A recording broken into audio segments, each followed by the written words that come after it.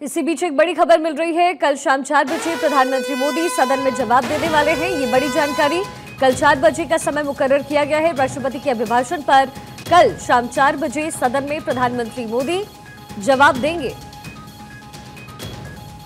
राष्ट्रपति के अभिभाषण पर कल का समय जो मुकर्रर किया गया था, यानी 2 जुलाई शाम 4 बजे प्रधानमंत्री मोदी जवाब देंगे। हमारी पॉलिटिकल एडिटर अदिति नागर इस समय हमारे साथ कनेक्टेड है। अदिति, राहुल गांधी के पूरे स्टेटमेंट को देखें और सदन में जिस तरीके से उन्होंने अभिभाषण दिया, जो बातचीत उन्होंने की, आप इसे ओवरऑल कैसे देख रही हैं? फिर मैं वो हिंदू वाले मुद्दे पर आपके पास आती हूँ। बिल्कुल, देखिए, और आज का जो भाषण राहुल गांधी ने बतौर एलओपी दिया, पहला भाषण, जिसमें उन्होंने अपनी भूमिका का भी जिक्र किया कि बतौर एलओपी मेरी इंडिविजुअलिटी जो है वो आज डेड हो जाती है और मेरी जो रिस्पॉन्सिबिलिटी है एज एलओपी जो सारे विपक्ष के लिए हो। और उन्होंने 2 ऐसे लोगों का नाम लिया जो जेल में हैं या अभी जेल से रिहा हुए हैं, झारखंड के पूर्व मुख्यमंत्री और अरविंद केजरीवाल। उन्होंने कहा कि मुझे दुख होता है। अब राहुल गांधी ने आज क्या कहा उस पर जिक्र करते हैं। देखिए, दरअसल बहुत लंबा भाषण था और आज इस पूरे भाषण में पहला उन्होंने, जब बात पॉलिटिक्स में प्रभु श्री राम की बहुत होती है, हनुमान जी की भी होती है, लेकिन आज राजनीति को अगर राजनीति के चश्मे से देखें तो सदन के अंदर भगवान शिव की बात हुई। शिव के कंधे पर जिस तरीके से त्रिशूल हुआ उसमें हिंसा और अहिंसा का जिक्र हुआ, और वैसे ही गुरु नानक से लेकर तमाम और भगवान, अगर इसको बहुत बेहतर तरीके से डिकोड करते हुए समझा जाए तो राहुल गांधी ने बतौर विपक्ष के नेता सर्वधर्म की बात करते हुए सर्वधर्म के साथ आने वाले उस एक जिस्ट पर बात की जो कहता है कि हिंसा और अहिंसा के बीच के फर्क की बात करता है। और उसी अहिंसा और हिंसा के बीच के फर्क में राहुल गांधी ने विपक्ष और पक्ष को रखा। ये कहा कि आप डराते हैं, लेकिन शिव कहते हैं कि ना डरो ना डराओ। आपने महिलाओं को डराया और इसी के बाद वो आगे बढ़े। हालांकि जैसा आपने कहा कि हिंदू वाले मुद्दे पर बाद में बात करेंगे, उन्होंने हिंदुत्व की आइडियोलॉजी की बात करते हुए कहा कि भगवान जो शिव हैं वो कहते हैं ना डरो ना डराओ, लेकिन वही political party Bharatiya Janata party बात तो हिंदुत्व की करती है लेकिन डराती है और करेज भी नहीं है, यानी डरती है, और डरती है इसलिए सबको डराती है। जब इसके इर्द गिर्द बात की, वहां पर जाहिर तौर पे भारतीय जनता पार्टी के शीर्ष नेतृत्व वहां पर खड़े हुए। राजनाथ सिंह को खड़ा होना पड़ा। खुद 2 बार इस पूरे भाषण में प्रधानमंत्री खड़े हुए और दोनों बार उन्होंने एक बहुत महत्वपूर्ण बात की। पहला कहा कि जो हिंदुओं के साथ हिंसा को लेकर जोड़ा जा रहा है वो ठीक नहीं। दूसरा, उन्होंने कहा कि संविधान ये कहता है कि एलओपी के नेता को संजीदा से, यानी बहुत सिंसियरली लेना चाहिए, और ये कहकर वो बैठ गए। ये व्यंग था। लेकिन आज राहुल गांधी ने जाहिर तौर पे पूरे विपक्ष आज खुश था और पूरा सदन उनको बेहतर तरीके से सुन रहा था। कई जगह अमित शाह, राजनाथ सिंह ने उनको रोका। लेकिन मैं बात खत्म करने से पहले ये कहूंगी कि राहुल गांधी ने वो जो 4 बात है, गरीब, किसान, महिला, युवा, उन सबका जिक्र किया, मणिपुर का जिक्र किया, एजेंसीज का जिक्र किया, और शायद राहुल ने आज अपनी भाषण में पिछले 5 साल का जो ब्यौरा है, यानी कि भले ही सरकार रिपोर्ट कार्ड देती रहे, विपक्ष के तौर पर, विपक्ष के नेता के तौर पर राहुल गांधी ने भी पिछले 5 साल सरकार ने कैसा काम किया है उसका ब्यौरा देते हुए यहाँ तक कि स्पीकर को भी कई बार ये बात कही कि आप अनफेयर हैं। जब आप प्रधानमंत्री मोदी से मिलते हैं तो हाथ मिलाते हैं तो झुककर मिलाते हैं, वहीं आप एलओपी से मिलते हैं तो एकदम स्ट्रेट खड़े होके। तो आज राहुल गांधी अगर विपक्ष के तौर पे देखें तो उन्होंने बहुत अच्छा प्रदर्शन किया, लेकिन पिक्चर अभी बाकी है। ये सारे आरोपों के जवाब कल शाम 4 बजे प्रधानमंत्री नरेंद्र मोदी देते नजर आएंगे और वो अपने आप में बहुत रोचक घड़ी होने वाली है। अच्छा अदिति, आपने और हमने बड़े करीब से देखा कि हिंदुइज्म के इर्द गिर्द ये पूरा चुनाव लड़ा गया है, वो चाहे विपक्षी पार्टी हो और खासतौर पे बीजेपी हमेशा लड़ती भी रही है। मैं आपको एग्जैक्ट स्टेटमेंट बता देती हूँ, क्योंकि मैंने आपसे कहा कि उस हिंदुइज्म वाले मुद्दे पर वापस आएंगे। उन्होंने कहा है कि जो लोग अपने आप को हिंदू कहते हैं वो 24 घंटे हिंसा हिंसा हिंसा और नफरत नफरत करते हैं। आप हिंदू हो ही नहीं। अब ऐसा नहीं लगता अदिति कि उनका प्रदर्शन भले बहुत अच्छा रहा हो और 5 साल को उन्होंने समेटा, इसमें कोई डाउट नहीं है कि बहुत सारे मुद्दे को वो लेकर के आए जो एक विपक्षी पार्टी को करना चाहिए, क्योंकि लोकतंत्र का मतलब होता है मजबूत विपक्ष। लेकिन क्या राहुल गांधी हिंदुइज्म को लेकर के फिर से सेल्फ गोल करते नजर आए? ऐसा लगता है क्या? देखिए, ये सेल्फ गोल हुआ या नहीं हुआ, लेकिन भारतीय जनता पार्टी जो बिल्कुल फुल ऑन, जिससे कैसे के मैकेनिज्म में है गलती पकड़ने के, भारतीय जनता पार्टी कुछ देर में आप देखिए प्रेस कॉन्फ्रेंस भी करेगी। कल हिंदुत्व की सही परिभाषा को रखते हुए प्रधानमंत्री भी नजर आएंगे। अब उनका जैसा आपने कहा कि एग्जैक्ट स्टेटमेंट, देखिए राहुल गांधी ये कहना चाह रहे थे, जो सबको पता है, वो यही कहना चाह रहे थे कि हिंदुत्व वो फिलॉसफी है जो ये नहीं कहती कि आप हिंसा या नफरत फैलाएं, लेकिन वो लोग जो अपने आप को हिंदू कहते हैं, यानी भारतीय जनता पार्टी, वो ये करती है। तो इस पॉलिटिकल बयान को जाहिर तौर पे भारतीय जनता पार्टी को एक अपॉर्चुनिटी चाहिए थी जो मिल गई, और जिसको सेल्फ गोल करने की कोशिश अब आज से लगातार हर भाषण में होगी। आप देखने लग जाए, शाम से लेकर कल तक ये भी हो जाएगा कि हिंदुओं को, आपने देखा होगा, हिंदुओं से माफी मांगने की बात भी अब भारतीय जनता पार्टी करेगी, क्योंकि उन्होंने ये कहा कि जो हिंदू हैं वो हिंसा करते हैं। आइडियली राहुल गांधी, जाहिर तौर पर बार बार उनकी तरफ से पक्ष रखा जाएगा कि मैं कह रहा था कि वो पार्टी जो खुद को हिंदुत्व के एजेंडे वाली पार्टी बनाती है वो हिंसा करती है। लेकिन ये एक बात पकड़ने की बात है। अब आप देखिए लगातार प्रेस कॉन्फ्रेंस होगी, और जब कल की हेडलाइन होगी या डिबेट्स होंगी, उसमें यही निकल कर आएगा कि राहुल गांधी ने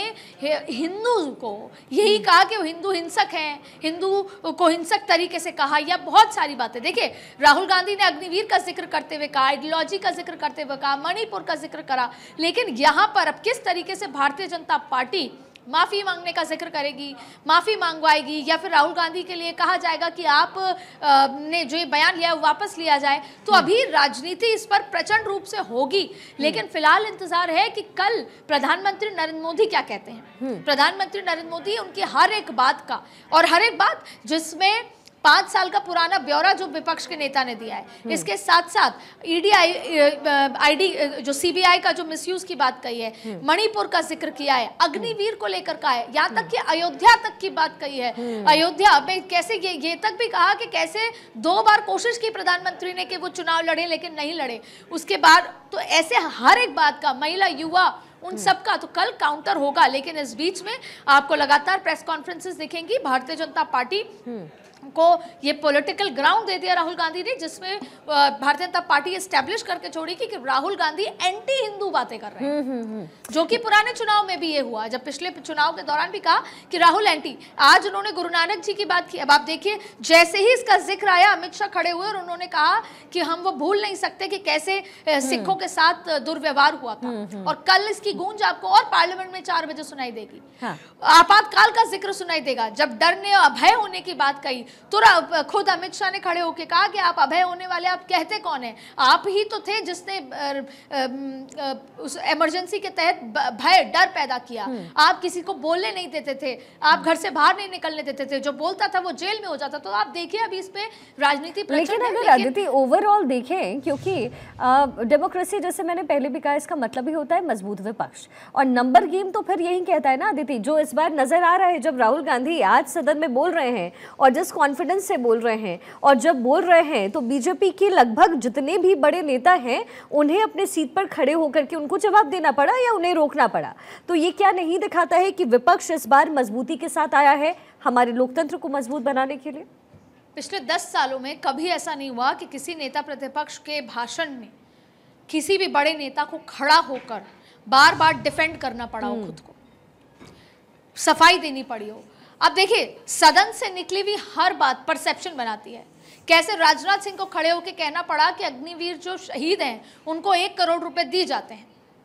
ऐसे हर मुद्दे पर अयोध्या का जिक्र हुआ या फिर किसानों का जिक्र हुआ तो शिवराज सिंह चौहान को खड़ा होना पड़ा। तो ऐसा कभी नहीं हुआ कि किसी भी नेता प्रतिपक्ष ने इतनी वैरायटी ऑफ सब्जेक्ट्स पर बात की हो। आपने देखा होगा कि पिछले जब सरकार थी 17वीं लोकसभा में, जब नो कॉन्फिडेंस मोशन का जिक्र आया, कॉन्फिडेंस विश्वास मत की बात आई, और प्रधानमंत्री नरेंद्र मोदी ने सदन में जब 2 घंटे का भाषण दिया तो उन्होंने अपने 5 साल 10 साल का ब्यौरा रखा। तो आज विपक्ष, नेता प्रतिपक्ष ने भी 5 साल का ब्यौरा रखते हुए सरकार के कामकाज को गिनाया, और उसमें हर एक मुद्दे को लेकर आए, जिसमें उन्होंने डर और हिंसा से शुरू करते हुए ये तमाम बात करी कि सरकार ने कैसे काम किया। और उन्होंने एक बात कही, सदन में खड़े होकर आंखों में आंखें डाल के कहा कि हम आपको गुजरात जीतने नहीं देंगे। उन्होंने दूसरी एक बात कही कि अगर हम आते हैं तो हम अग्निवीर योजना नहीं देने देंगे, भले या ना तो अगले 5 साल आएंगे और उसके बाद भी राजनीति है कब क्या पलटी खाए। लेकिन राहुल गांधी का जाहिर तौर पे कॉन्फिडेंस इसलिए था क्योंकि नंबर 7 थे, क्योंकि देश की ये जो लोकतंत्र का मंदिर है वहां पे अंक गणित महत्वपूर्ण है और उस अंक गणित में राहुल गांधी। लेकिन अदिति, सवाल मेरा ये है कि चलिए ठीक है, राहुल गांधी जिस भी परफॉर्मेंस के साथ आए और जो भी उन्होंने वहां पर सदन के अंदर परफॉर्म किया, लेकिन सबसे बड़ी बात यहाँ ये है कि कांग्रेस के टारगेट पर हिंदुइज्म क्यों रहता है। आज जो उनका स्टेटमेंट जो अभी अभी मैंने आपको पढ़ के सुना और आपने तो प्रत्यक्ष रूप से बैठ करके देखा भी, हिंदू जब होता है, उन्होंने कहा कि हिंदू जब भी बोलता है या हिंदुइज्म का मतलब है नफरत, और नफरत फैलाने वाले को हिंदू नहीं कहते। तो जब प्रधानमंत्री मोदी की तरफ से कहा गया कि आप ओवरऑल हिंदू के बारे में बात कर रहे हैं, आप हिंदुस्तान की जनता के बारे में बात कर रहे हैं, तो क्या आपको नहीं लगता है अदिति कि ये जो स्टेटमेंट उनका था सिर्फ ये बताने के लिए कि एक वर्ग को साधा जा सके, ये बिल्कुल भी सही नहीं था। जाहिर है कल पीएम जवाब तो उस पर देंगे ही, लेकिन देश की जनता के लिए क्या? देखिए, आप खुद एक बार फिर मैं चाहूंगी कि जनता को, जो दर्शक हमारे देख रहे हैं, उनको पढ़ के सुनाइए।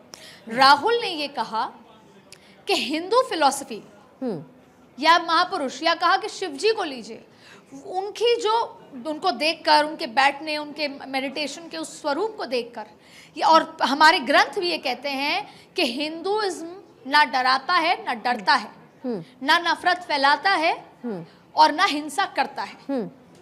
वो यानी कि हिंदू ऐसा नहीं करते, लेकिन वो पॉलिटिकल पार्टी जो अपने आप को हिंदुत्व के एजेंडे वाली पार्टी बताती है, हिंदुत्व की बात करती है, खुद को हिंदू बताती है, वो पार्टी केवल नफरत और हिंसा की बात करती है। ये बात एक राजनीतिक लिहाज से कटाक्ष था, लेकिन ये नरेंद्र मोदी की पार्टी है, अमित शाह की पार्टी है, जो बातों को पकड़ते हैं। जाहिर तौर पे इसको 2-3 तरीके से समझा जा सकता है। एक ये कि जो बीजेपी है वो नफरत और हिंसा पर बात करती है, और एक ये कि जो हिंदू हैं, खुद को हिंदू मानते हैं, यानी हिंदू जो है वो नफरत और हिंसा की बात करते हैं। तो जाहिर तौर पे भारतीय जनता पार्टी इस पूरे मुद्दे को, अब क्योंकि इसका राजनीतिकरण तो हर मुद्दे का होगा, तो इस मुद्दे का राजनीतिकरण होते होते अब यही इसका निष्कर्ष होगा कि राहुल गांधी ने एक बार फिर, जब दूसरे माइनॉरिटी की बात की, उसने कहा कि हम मुस्लिम्स के साथ हैं, हम सिखों के साथ हैं, हम जैनिज्म के साथ हैं, उन सारे धर्मों के साथ तो हैं, लेकिन हिंदुत्व पर सवाल खड़े कर दिए। भारतीय जनता पार्टी यही इस्टेब्लिश करेगी और ये कहेगी कि कहीं ना कहीं राहुल गांधी एंटी हिंदू हैं और राजनीति इसके आगे बढ़ती नजर आएगी। अब सवाल ये उठता है कि उनका जो एग्जैक्ट डायलॉग है या एग्जैक्ट जो शब्द हैं वो जनता तक कैसे पहुंचते हैं। लेकिन जब भारतीय जनता पार्टी इसको एक्सप्लेन करेगी तो जाहिर तौर पे अलग तरीके से होगा।